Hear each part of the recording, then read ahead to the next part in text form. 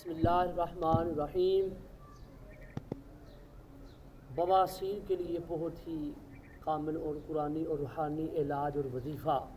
दोस्त ने बताया कि खूनी बवासीर और अक्सर ये मौका जिसको बोलते हैं किल वाली बवासीर, ये बड़ी परेशान करती है। खून वाली बवासीर भी बड़ी परेशान करती है। तो इंशाअल्लाह अल अज़ीज़ बहुत ही अच्छा और बहुत ही आला कुरान पाक से इलाज और वजीफ़ा आप पढ़ें। इंशाअल्लाह अल अज़ीज़ 21 दिन के अंदर अंदर बवासीर ख़त्म हो जाएगी इंशाअल्लाह अल अज़ीज़। ये गारंटी शुदा आप याद रखें, ये पढ़ें। कुरान पाक से आपने पढ़ना है। किसी हकीम, किसी तबीब, किसी डॉक्टर, किसी नबत दिखाने, किसी के पास आपने नहीं जाना। कुरान पाक आपके घर में है, कुरान पाक खोलें, सामने रखें।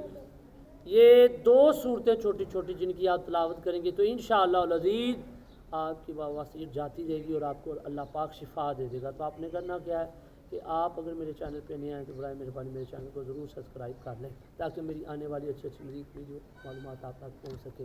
तो आपने फजर की जो सुनते हैं ना, आपने फजर की सुनते पढ़ते वक्त नमाज फजर जब आपने अदा करनी है तो जब आपने सुन्नत की नीयत बांधनी है तो पहली रकत में आपने सूरह अलम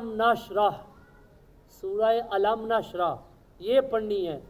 पहली रकत में सूरह अलम नशरह और दूसरी रकत में आपने सूरह फील अलम तरा कैफ़ फ़अल रब्बुका बि अस्हाबिल फील, ये दोनों सूरतें कुरान पाक के सूरह अलम नशरह सूरह फील 30वें सिपारे में मौजूद है। आप पहली रकत में सूरह फील अलम नशरह और दूसरी रकत में सूरह फील पढ़ेंगे।